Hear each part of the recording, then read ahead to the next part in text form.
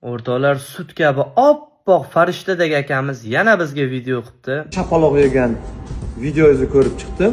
Sizda og'riyingiz uchun ham albatta erkak bo'lamdan Xudo xolasa javobini olamiz. Men uchun so'rab olguncha, o'zingiznikini ushlab siying iltimos. Aytgancha siz oilaviy muxlislik qiladigan yigitni vaqtida orqalariga tepib,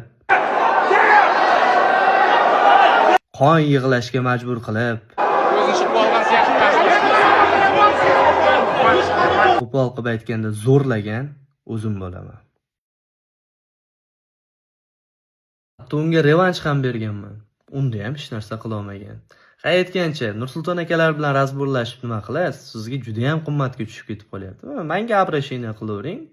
Ko'rishib olmaganga yarasha, ana video murojaat qilib turavering. Siz parod qilib bo'lgansiz.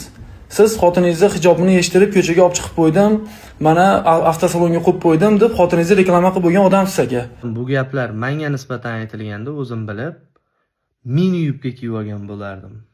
Bilmadim, hamma har xil. Xullas, o'rtoqlar, kimga taxoni pulida jentra kerak bo'lsa, bemalol shu odamga murojaat qilaverasizlar. O'zingizlar ehtiyot qilinglar. Hamma omadini bersin. Чтобы bu hayotda qumursqa ham yashayapti, odamzod ham yashayapti, chivinlar ham uchib yuribdi. Omad yor bo'lsin, sog' bo'linglar.